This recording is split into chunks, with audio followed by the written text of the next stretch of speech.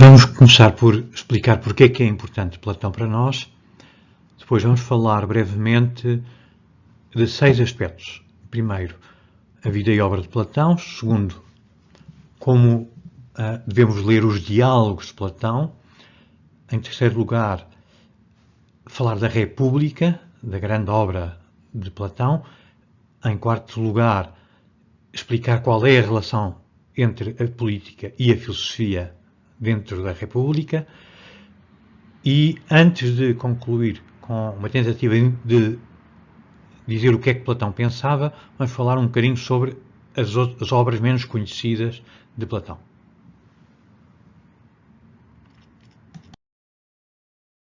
Vamos hoje falar de Platão. É lógico começar por Platão, porque, embora ele não seja o autor dos primeiros escritos políticos que nos chegaram, pode, com justiça, ser considerado o pai da filosofia política. Ele é o primeiro que não fala apenas da experiência e da visão política de estadistas ou de cidadãos, mas também fala pela primeira vez de submeter essa experiência e essa visão a um critério mais elevado, que é a ideia de justiça. Outros contemporâneos, quase contemporâneos, transmitiram também a experiência da vida política, por exemplo, Heródoto ou Isócrates, considerados retóricos ou historiadores.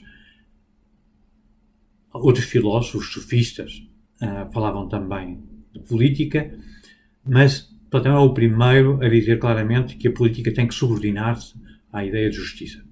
Hoje parece-nos evidente que a justiça deve ser o princípio que preside a organização da sociedade e que, se uma sociedade é muito injusta, deve ser reformada por meios políticos ou pacificamente através de reformas.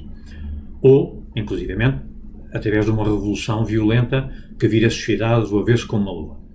Independentemente do que nós pensamos sobre os meios, nós herdamos de Platão a ideia de que é preciso aspirar à justiça, e este é o tema central da filosofia política clássica, é a ideia do melhor regime, do regime mais justo.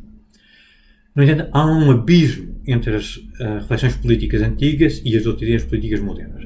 O melhor regime para os clássicos não é necessariamente um ideal a realizar. É uma experiência mental que se destina a revelar os limites do que se pode esperar da vida política. Destina-se, segundo as palavras de Cícero, a fazer ver os princípios da vida política, não a dar existência a uma cidade real. Segundo esta interpretação, a cidade mais bela que Platão propõe, ou que Sócrates propõe na República de Platão, e que levanta objeções sem fim dos seus companheiros, dos seus interlocutores, não é um cenário provável. Os companheiros de Sócrates chegam até a duvidar de que seja um cenário desejável. Portanto, o mais famoso diálogo de Platão, portanto, devia ser interpretado em termos mais semelhantes a uma comédia do que a uma assembleia dos deuses. Pascal dizia mesmo, séculos depois, de que a obra não é uma obra séria, é uma obra destinada a mostrar os absurdos da vida política. Uma espécie de demonstração por redução ao absurdo. Mas o melhor regime para os clássicos não é contrário à natureza, não exige homens novos, mas é extremamente improvável. A justiça é uma virtude na alma, mas a aplicação destes princípios de maneira sistemáticos na cidade só podem dar resultados paradoxais ou mesmo muito maus resultados. Há pelo menos consequências ridículas de tentar uma justiça absoluta. Uma das consequências é a abolição da família, da propriedade, a expulsão dos principais autores da poesia e da arte grega, o governo dos filósofos, que é gente sem experiência política prática nenhuma, não sabe sequer o caminho para a praça pública, e, quer dizer, seria confiar o governo a pessoas sem experiência política. E mesmo assim, os projetos de Sócrates, ou que Sócrates apresenta na República, enfrentam a resistência de todos os cidadãos com mais de 10 anos, de maneira que ele diz que seria preciso expulsar os adultos todos. Não se sabe bem quem faria essa expulsão, mas Portanto, a conclusão parece ser que não é possível formular uma teoria da justiça que estipule as melhores instituições e as melhores leis sem contar com o caráter dos cidadãos, com a virtude dos cidadãos.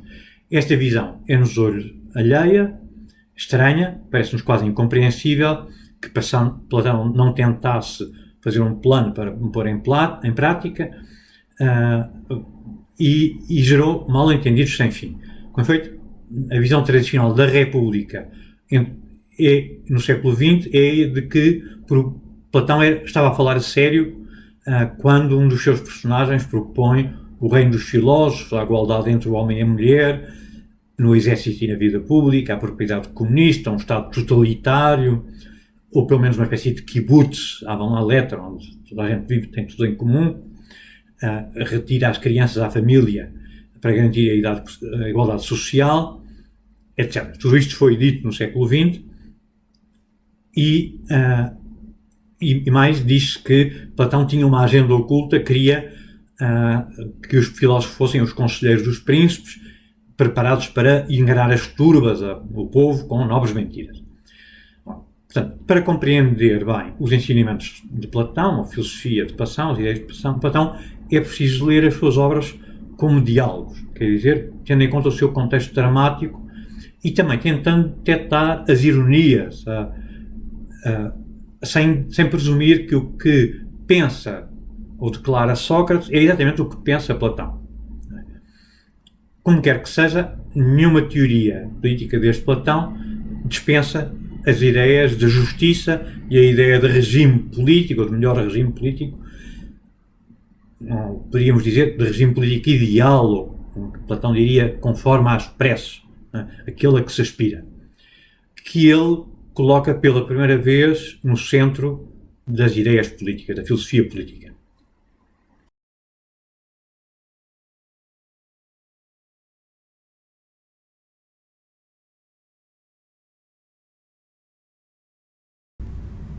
O que é que sabemos sobre a vida de Platão? Sabemos muito pouco que seja certo, mesmo a data de nascimento é discutida.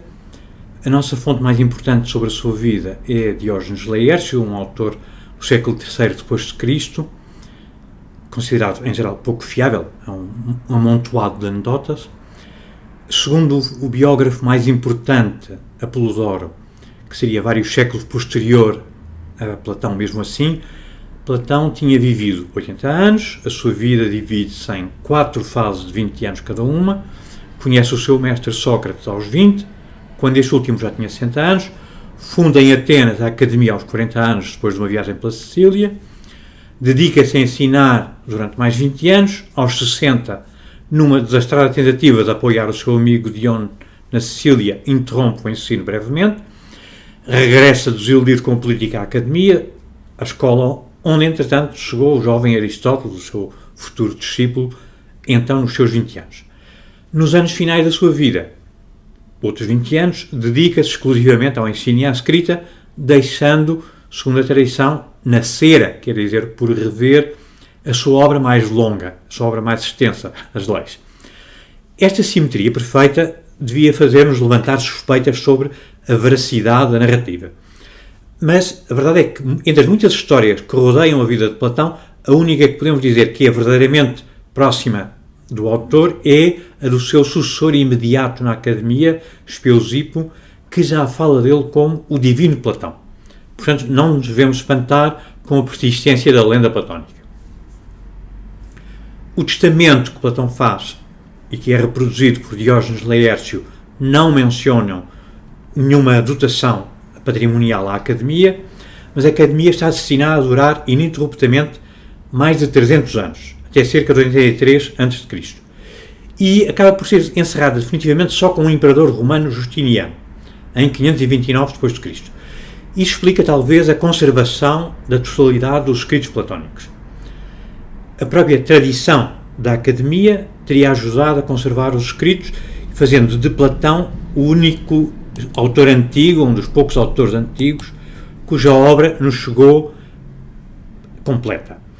No entanto, o ensino oral de Platão, ou tradição de Platão, é aparentemente ambígua, porque na própria academia há uma fase que é dogmática, segue-se uma fase cética, em que ninguém parece acreditar em nada.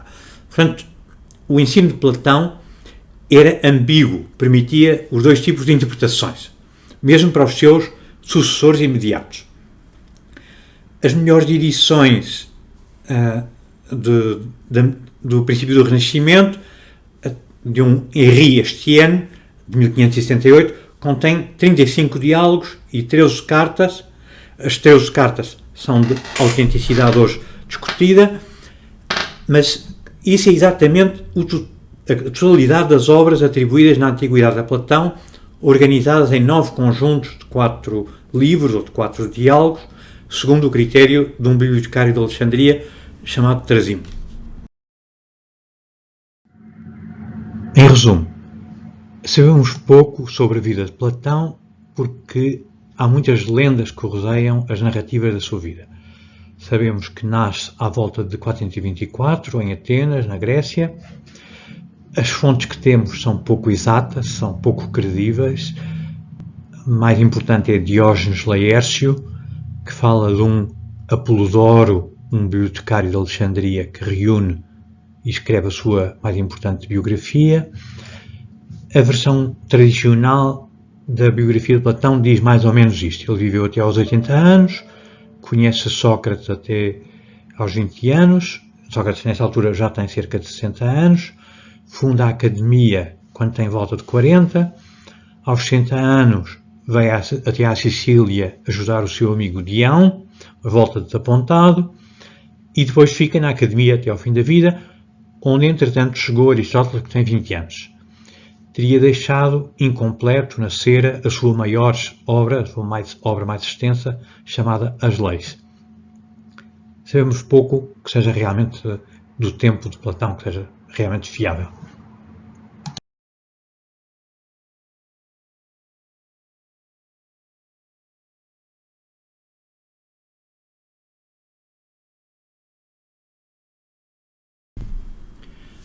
Platão, portanto, é um dos poucos autores antigos cuja obra nos chegou integralmente, dissemos. Mas Platão escolheu escrever diálogos. Não escreveu nem poemas, como alguns antecessores contemporâneos, nem tratados, em que explica as suas ideias. Nesses diálogos, ele próprio nunca fala. Se excluirmos as 13 cartas abertas relacionadas com as suas viagens à Sicília, o seu nome só é referido nos diálogos 2 vezes.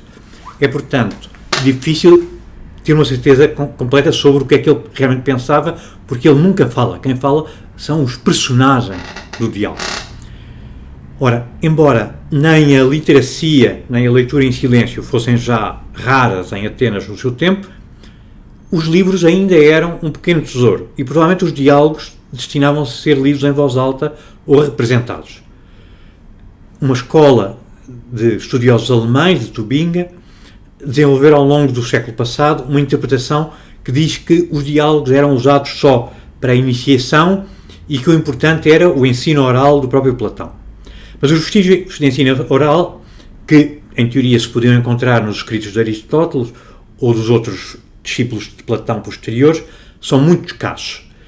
Em tempos mais recentes, aconteceu até que, na tentativa de interpretar a obra de Platão, sempre que um diálogo não quadrava certo com a interpretação, era considerado falso ou pouco importante, e o número de diálogos acabou por ser reduzido a menos de uma dúzia, 11. Mesmo a Apologia, que quase toda a gente considera autêntico, houve quem lançasse dúvidas sobre ela. As referências de Aristóteles e dos outros autores contemporâneos de Platão, o uso do computador na análise do estilo, bem como estudos de detalhe sobre obras concretas, acabaram por levar muitos estudiosos, se não todos, a recuperar os textos do Cânon de Trasilo e a concluir que não há nenhuma razão linguística de estilo ou histórica para pensar que os diálogos sejam posteriores à morte de Platão.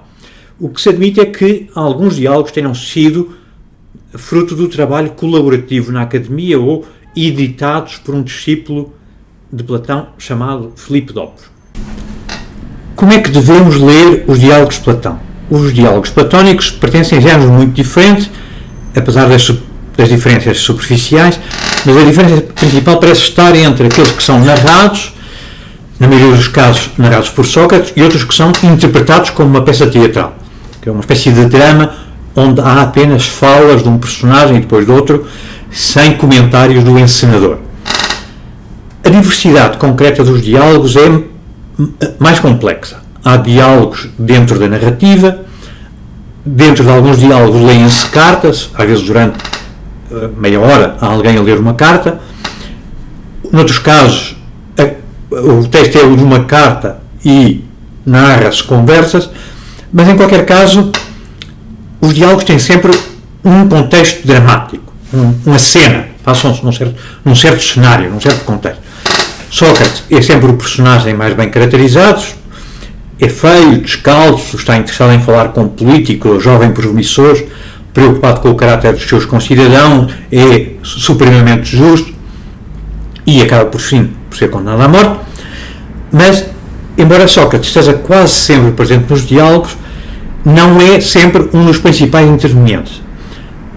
Na ausência de declarações claras do próprio Platão, a interpretação da maior parte dos estudiosos baseava-se numa espécie de atalho, de um shortcut, que facilitava muito a interpretação dos diálogos. É a ideia de que o porta-voz dos diálogos era Sócrates, ou, no caso de Sócrates estar ausente, seria o personagem que mais fala, o filósofo mais importante dos diálogos. Portanto, um estrangeiro de Eleias, um estrangeiro vindo de Atenas, seriam o porta-voz de Platão. O contexto, ou como às vezes se diz, a data dramática da qualidade, da quantidade total dos diálogos, não é, em geral, a Atenas do tempo de Platão, mas é a Atenas 60 anos anteriores a Platão, ou 40, 60 anos. No caso de Sócrates estar ausente, o que só acontece nas leis e no Epinónios, os estudiosos costumavam considerar esses outros personagens como o porta-voz de Platão. Mas mesmo quando Sócrates está presente, o atalho interpretativo não é sempre muito esclarecedor, não ajuda muito. Porquê? Porque Sócrates era especialmente famoso pela sua ironia, ou a ironeia, quer dizer, pela sua dissimulação. Quer dizer, ele apresentava os seus ensinamentos de maneiras diferentes segundo o interlocutor a quem se dirigia. Os estudiosos mostraram-se perplexos por Sócrates usar assiduamente argumentações que são falsas, que são falaciosas, quando não completamente ilógicas. E, apesar disso, os seus interlocutores mostram-se convencidos. Mostram-se convencidos tanto de teses muito sérias como de teorias completamente inverossímeis. Mesmo na apresentação de teses mais conhecidas, por exemplo, a existência do mundo das formas, Platão, além disso, evitou usar um vocabulário técnico consistente, e há muitos dos seus diálogos que têm mitos ou histórias fantasiosas que não sabemos se devemos levar a sério ou, pelo contrário, rir-nos delas, porque ele quase sempre recorria ao humor nos diálogos. Em resumo, como é que devemos ler os diálogos de Platão? Platão não escreve tratados, não escreve um texto onde diz eu penso isto e aquilo, não, escreveu diálogos, alguns desses diálogos são narrados, muitas vezes por Sócrates, outros são pequenas peças de teatro. Provavelmente, tanto os diálogos narrados como os diálogos que são peças estavam destinados a ser representados ou então lidos em voz alta, não a lerem silenciosamente.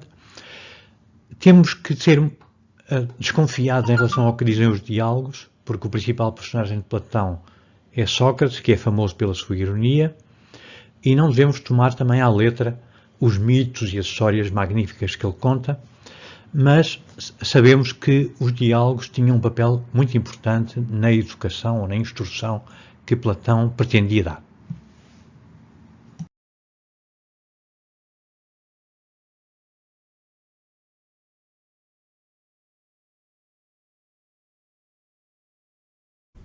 As obras mais famosas e mais extensas de Platão, curiosamente, têm nomes que indicam claramente a sua intenção política. Por exemplo, Politeia, que é normalmente conhecida como a República, designa claramente um regime político.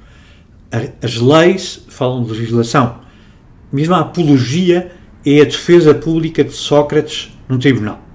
No entanto, a maior parte dos estudiosos tem considerado que não se pode reduzir Platão a um pensador ou um filósofo político, porque ele, em quase nenhuma das suas obras, deixa de abordar ao mesmo tempo muitas outras questões.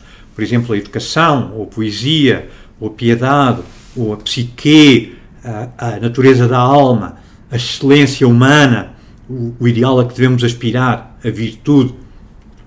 Portanto, a teoria política, ou um saber político apresentado fora do contexto das lutas e das necessidades dos estadistas e dos políticos ativos, começou a ser sistematizada antes de Platão, pela primeira vez, pelos retóricos.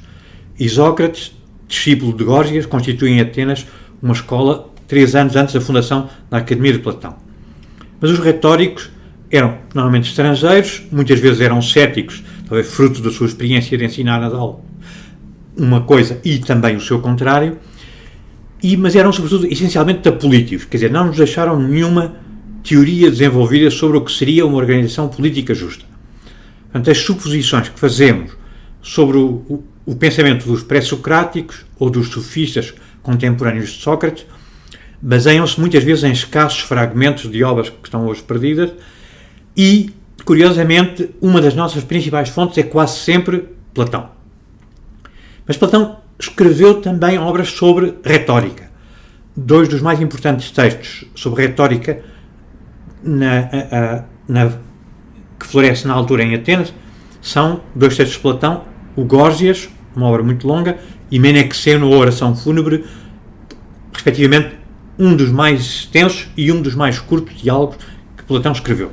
Ambos parecem ter escritos pouco depois do tratado com os persas, em termos que eram inaceitáveis para Atenas, e revelam que Platão não se descartava estar envolvido na política, a comentar a política quente, a política do seu tempo. Estava longe de ser um filósofo apolítico.